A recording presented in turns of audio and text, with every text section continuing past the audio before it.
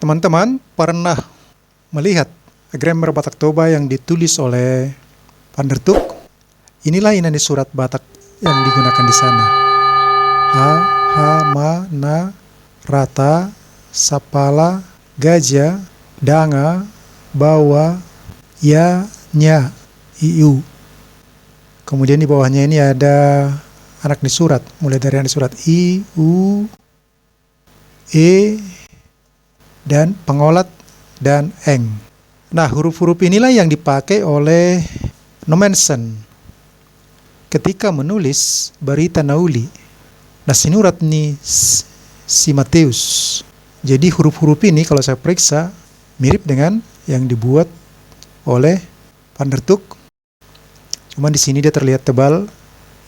Kalau di tulisan ini dia lebih halus. Jadi sepertinya ini adalah dibuat dengan mesin ketik, bukan dengan komputer. Karena kalau dengan komputer pasti ada fontnya. Sejauh pencarian saya belum bisa menemukan adanya font dari tulisan Nommensen maupun buatan daripada Van der Tuk ini. Maka saya terpikir untuk membuat fontnya. Jadi satu persatu huruf ini saya screenshot. Saya screenshot seperti ini. Lalu ini saya masukkan ke FontLab. Berdasarkan gambar itu, saya buatlah huruf-huruf di sini.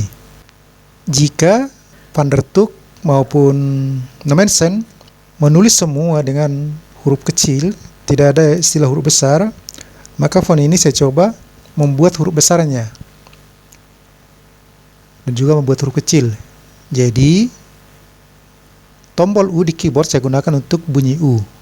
Nah, setelah ini saya buat, saya uji coba, saya ekspor dalam format TT. Kemudian jika saya ingin membuat ini biar bisa dipakai di website, maka saya harus ekspor file, export font as. Saya akan pilih WebTT. Kemudian saya klik export. Nah, di sini disebutkan di harddisk E, folder Batak, subfolder Van der Tuk Nommensen, subfolder Van der Tuk Nommensen, subfolder WebTT. Oke, artinya di sini Van der Tuk Nommensen WebTT. Nah, nanti extension of 2 ini akan saya upload ke cPanel hosting saya. Ini jam 7.40, di sini 7.41. Ini yang baru kita install. Dia kasih juga regulernya di sini untuk TT. Ya, true type font file. Mengapa saya membuat font ini?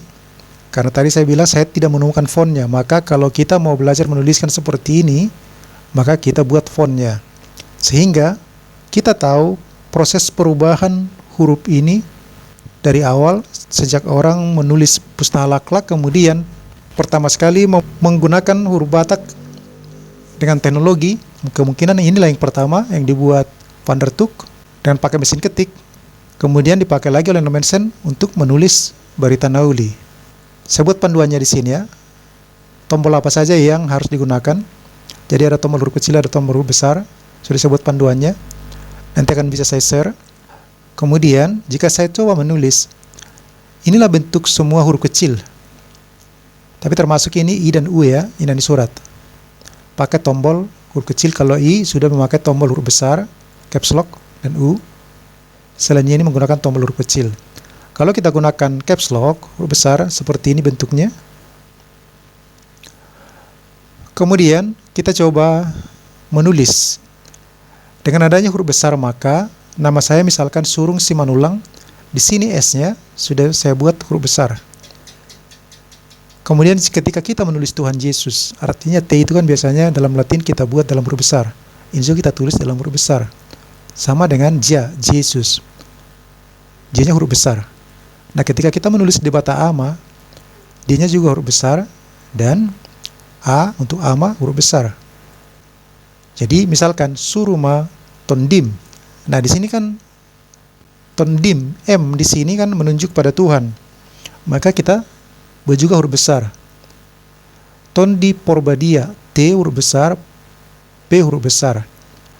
Asamar sangap goarmu, mu di sini mewakili Tuhan. Maka kita juga buat tulis huruf besar. Nah, dengan cara seperti ini, maka Barita Nauli ini bisa kita tulis ulang. Gunakan huruf besar untuk menulis nama dan mengawali kalimat. Itu akan lebih sesuai dengan tata cara penulisan huruf Latin tanpa merubah bentuk inani surat ini. Saya hanya perbesar untuk membuat huruf besar, jadi tidak merubah bentuknya, hanya diperbesar 1,5 kali dari ukuran normalnya. Sampai di sini dulu tutorial ini. Saya Pitus Polikarpus Surung Simanulang. Sampai bertemu kembali dalam tutorial selanjutnya.